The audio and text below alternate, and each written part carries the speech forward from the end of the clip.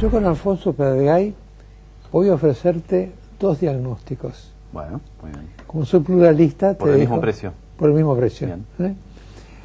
Uno puede decir, vamos mal, ¿no? Esta imagen.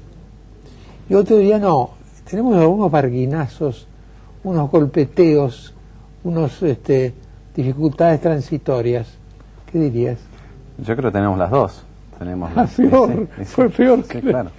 Sí, yo creo que tenemos las dos. Alternativa C. A ver, que hay dificultades, no hace falta venir a un estudio de televisión para saberlo. Los que nos están mirando lo saben mejor que nosotros. Respecto a la primera parte del diagnóstico, yo veo lo que hacen los que están a cargo de la economía, como, no sé si toman el trabajo de escucharlo hoy a Kicillof, y la única conclusión posible después de ver la interpretación que hacen ellos es que vamos a seguir mal, no hay manera, ¿no? Ellos niegan todos los problemas. Hoy Kicillof dijo que no hay inflación, por ejemplo, ¿no? Que no se puede hablar de inflación, hay unos precios que suben, otros que bajan. Bueno, en el último año subieron un 40% el promedio de los precios.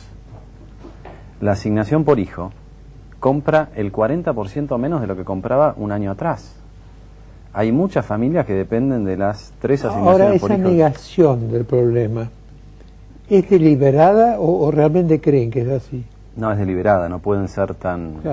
Yo tan confieso, brutos no pueden ser. Confieso, Alfonso, que Kicillof tiene un doctorado, ¿no?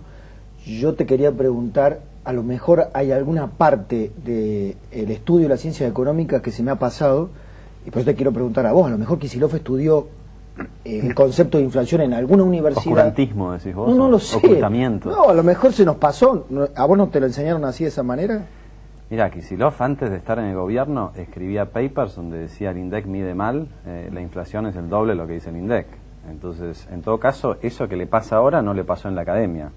Le pasó desde que se transformó en el súbdito de la reina, es tan claro como eso. Hablando de negación de la realidad, vamos a ver el segundo tape del jefe de gabinete Jorge Milton Capitanich.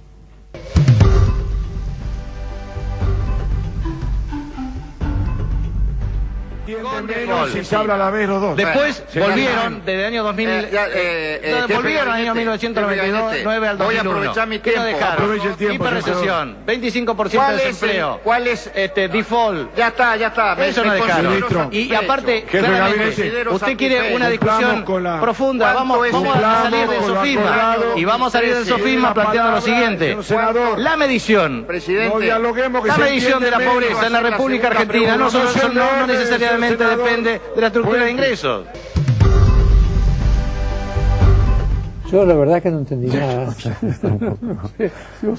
No, lo último, escuché que la medición de la pobreza no dependía de la medición de la fijación de los ingresos.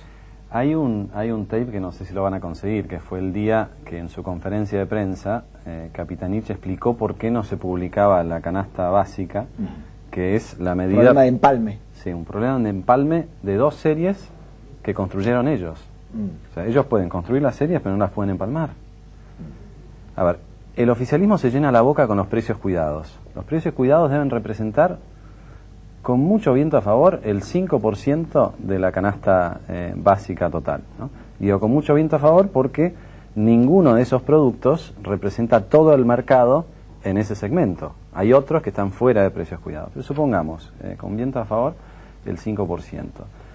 Si nosotros tomáramos la canasta básica incorporando los productos cuyos precios acepta el gobierno en precios cuidados, esa canasta básica ya es casi 3 veces más del valor que ellos publicaron por última vez, en diciembre del año pasado, ¿no?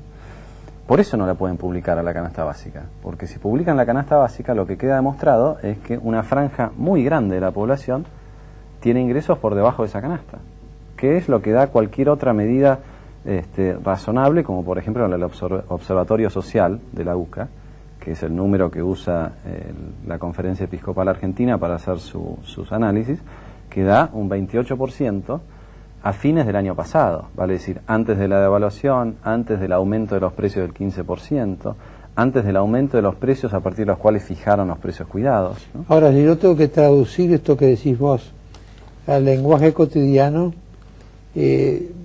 yo me llevaría a esta conclusión. los precios cuidados son un superchería. Sí, son necesarios para el relato, Mariano. Vos has visto que ellos necesitan siempre chicanear y salir con algo para salir del paso y para que la militancia que todavía cree en el relato tenga de qué agarrarse. Entonces, para ellos es, no, nosotros cuidamos los precios con precios cuidados, pero al mismo tiempo la empresa nacional de bandera, YPF, que iba a resolver todos nuestros problemas, en el último año subió 60% el precio de la nafta. Entonces, que después venga Kicillof y diga, no hay inflación, no, que le pregunte a Galucio qué pasó, que tuvo que subir 60% los precios. Y si subió 60% un insumo tan básico como la nafta o como el gasoil, ¿qué se puede esperar del resto de los precios, ¿no? Entonces, yo creo que no se sostiene la cuestión de ellos, y ellos necesitan eso para alguna cuestión del relato. Yo lo veía ayer a Aníbal Fernández con Mirta Legrand, y cuando a Aníbal Fernández le preguntan por la inflación, así como Capitanich es una ametralladora de conceptos, Aníbal Fernández es una ametralladora de repeticiones, y repite precios cuidados, precios cuidados, precios cuidados, y de ahí no se puede salir, ¿no? Pero la verdad que los precios cuidados son una partecita así de lo que compramos. Ahora, en este elenco negacionista de la realidad hay un hombre que en particular, dicen tus colegas economistas, está haciendo los deberes de acuerdo a lo que ve, a lo que tiene en la reserva del Banco Central, lugar que fue tu lugar, que es el actual presidente del Banco Central, Fábrega. ¿Eso está salvando al gobierno, digamos, la pericia, entre comillas, de Fábrega, está salvando este momento del gobierno económicamente? Está comprando tiempo. O sea, Fábrega encontró los dólares que Kicillof no encontraba en ningún lugar, y que tampoco los encontró Marco del Pont, y no los encontró, no sé, todos los otros que estaban buscándolos debajo de los hilo bolsa, no sé dónde buscaban los dólares, los tenían enfrente de las narices, que eran en los bancos. Y Fábrega lo que hizo fue suspender una norma, en realidad, eliminó la suspensión de una norma que ponía un tope a la cantidad de dólares que podían tener los bancos. Una norma nuestra, dicha sea de paso, del 2003, que la suspendió Redrado en el 2006, y que entonces al suspenderla le dio a los bancos la posibilidad de comprar todos los dólares que quisieran. Lo único que hizo Fábrega fue descubrir que existía esa norma y volver a ponerla, y los bancos tuvieron que vender los dólares. Bueno, muy bien, es una norma administrativa que ordenó la situación, pero no podemos depender solamente de una norma del Banco Central para que funcione la economía, ¿no? Entonces, Fábrega sí le permitió al gobierno comprar el tiempo que el gobierno no encontraba en otro lugar. Pero si no se resuelven los problemas de fondo, vos fíjate, en lo que va del año devaluaron un 22%. Desde entonces, esto fue mediados de enero, desde entonces los precios aumentaron, incluso si mirás los números del INDEX, cerca de 14-15%. En 2 meses más ya volviste al punto de partida. Entonces, por más magia que pueda hacer el Banco Central o Fábregas o quien fuere, si no resolvés el problema de fondo, volvés al casillero de arranque. Esto es, la OCA, ¿no? Esto es, en el segundo semestre habrá devaluación, nueva devaluación. Y hay que ver qué es lo que inventan ellos, pero lo que seguro, a ver, la estrategia es la misma estrategia que antes, solamente con un nivel más alto del tipo de cambio. Ellos siguen creyendo en el tipo de cambio fijo. Movieron el cambio a 8 y se sentaron sobre 8. Atraso cambiario es la misma lógica de siempre, la misma lógica de la convertibilidad, la misma lógica de la tablita, solamente que ahora en vez de 1 a 1 es 8 a 1. Ahora, si todo se mantiene igual que antes, está muy bien. Si todo aumenta un 40% anual, llega un punto donde el 8 no aguanta tampoco, ¿no? Es decir, el problema de fondo sigue siendo la inflación. Absolutamente, absolutamente. Y es el problema que ellos eligieron negar. Y en el mientras tanto, al ajuste lo está pagando el sector privado. ¿Por qué te pregunto esto? El sector privado, Pablo, están pagando los que menos tienen, como es habitual. Está bien. Los que menos tienen, obviamente, pero dentro de los esquemas productivos. Esto es, la comparación es el sector privado, industria automotriz, industria de la maquinaria agrícola, 12.000 trabajadores afectados en la industria automotriz, y mientras tanto el Estado sigue siendo el gran dador de empleo, ¿no? El Estado, el gobierno, no está haciendo ningún tipo de ajuste, digamos, de letra fina, de signo de austeridad. A eso me refiero. Bueno, no sé, a ver, si no he visto los últimos números de empleo público, pero podría haber una estrategia con la que yo coincidiría de incrementar, aunque más no sea transitoriamente, el empleo público para compensar la caída del privado. No es lo que están haciendo ellos, ¿no? Evidentemente no es lo que están haciendo ellos. Ellos están estableciendo un sistema económico que destruye el empleo privado y no hay manera de compensar esa caída del empleo privado. Alfonso, te pregunto. Pero te digo una cosa más, sí. Mirá. Se llenan la boca con las paritarias. ¿Cuál fue la instrucción que bajó Cristina y el jefe de gabinete a todos los sindicatos a través de tomada. No pasen del 30%. ¿Cuánto va a ser la inflación este año? 35 en el mejor de los casos. ¿Cuál es la conclusión? Ajuste de salario real. Y jubilaciones.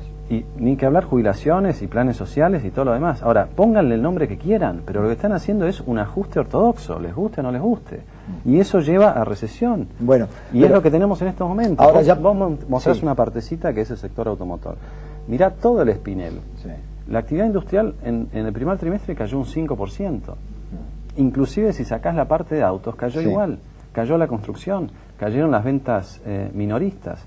Todo cae. Cae porque el gobierno eligió el peor remedio para la inflación, que es la recesión. Bueno, ahora te pregunto. Ahora, ¿hay alternativa a eso? Es decir, pero claro que hay alternativa. Uno puede luchar contra la inflación sin caer en recesión. Si es creíble, si tiene confianza, puede perfectamente bajar la inflación sin un costo. Los que pagan un costo al bajar la inflación son los gobiernos que no tienen credibilidad, son los que reman contra la corriente. Yo siento que esa era una discusión de 2011. Esa era la pregunta que le hacíamos a los economistas, Mariano.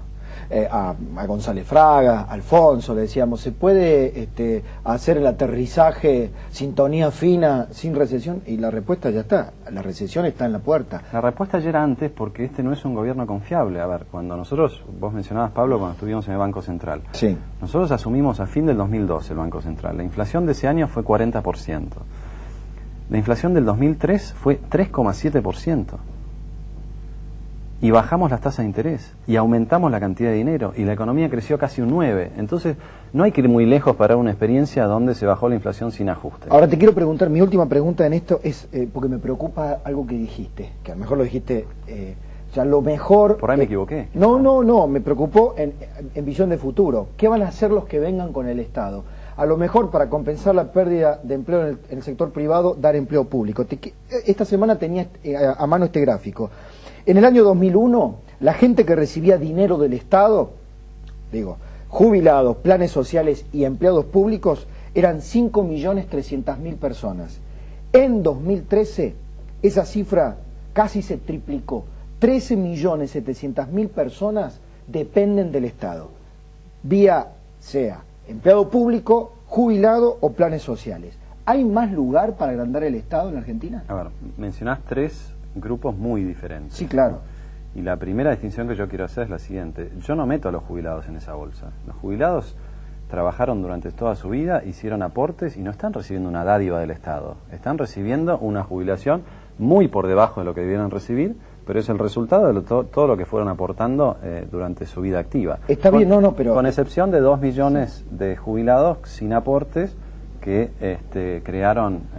creó este gobierno para congraciarse con ellos. No es menor. ¿A dónde lo ponemos esos 2 millones? ¿Entre los subsidios o los jubilados? Esos dos, si querés ponerlos entre los subsidios. Muy bien. El resto... Yo hablo del tamaño del Estado, Alfonso. El tamaño. Yo no tengo un problema con el tamaño del Estado. Quizás no coincidamos en eso. Pablo. No, te lo pregunto. Yo tampoco... ¿Sabes qué me gustaría conocer de los candidatos que vienen? ¿Qué tipo de Estado están proyectando para hacerlo eficiente, eficaz, presente? No creo en la ausencia del Estado, pero sí en que el Estado no sea un ogro que se coma, que como dice un colega tuyo, Orlando Ferrera, que sea el vampiro anémico que se chupa toda la sangre del sector privado. No, el Estado es un gordo bobo, eso es lo que es el Estado. Entonces lo que hay que hacer es, mandarlo al gimnasio, pero no necesariamente hacerlo bajar de peso. Eso es lo que creo yo. Ajá. Tiene que tener un rol, tiene que controlar lo que tiene que controlar, tiene que fomentar y potenciar lo que puede potenciar. El problema que tenemos hoy es que nunca Argentina cobró tantos impuestos como hoy y no vemos los resultados. La pregunta que hay que hacerse es ¿a dónde va ese gasto? O ¿a dónde se malgasta ese gasto? Porque todos estamos pagando impuestos como nunca antes habíamos pagado. Entonces, doy un ejemplo nomás, la educación, que es otra muletilla, otra bandera del kirchnerismo. Nunca se gastó tanto en educación como durante este gobierno. Pero la educación es peor que antes que ellos asumieran. Entonces, la fórmula de gastar más no necesariamente te lleva al mejor resultado. Pero yo creo que lo que hay que hacer es mejorar el resultado del gasto público y después veremos si además se puede limar en algún lugar. ¿Este Estado es financiable? Este Estado, con esta masa de recursos, sí, claro que es financiable. Estás cobrando 40%. A ver, para que nos entiendan lo que están mirando. Ustedes trabajan 5 días a la semana, 2 trabajan para el Estado. Recién los otros 3 trabajan para ustedes mismos. Entonces, con todos esos recursos, por supuesto que se puede financiar. El problema es que se gasta mal. ¿Y a costa del desarrollo del aparato productivo? No necesariamente, no necesariamente. A ver, yo, si me preguntás, mi propuesta sería bajar algunos impuestos, ¿sí? Pero antes de bajar esos impuestos, yo creo que lo que se puede hacer es mejorar la calidad del gasto. No creo en la fórmula de que porque el gasto es alto hay que reducirlo, me parece. Y el comentario que yo hice respecto al empleo público es, lo estoy diciendo respecto de el rol que tiene que tener el Estado para suplir al sector privado cuando el sector privado se retira del juego, digamos. Y esto es en el medio de una recesión. Yo no le pido, por más visión que pueda tener yo del tamaño del Estado, no le pido al gobierno que en medio de una recesión achique el gasto público, porque eso complica más las cosas. Esa es la discusión de Europa, la discusión de Estados Unidos, que está zanjada. Yo creo que después tiene que venir la discusión de cuál es el tamaño óptimo del Estado, y en esa discusión, bueno, diremos qué es lo que hay que hacer. Una cosa que creo que hay que hacer es una reforma tributaria, porque no solamente se cobran muchos impuestos, sino que se cobran de manera muy injusta y muy regresiva.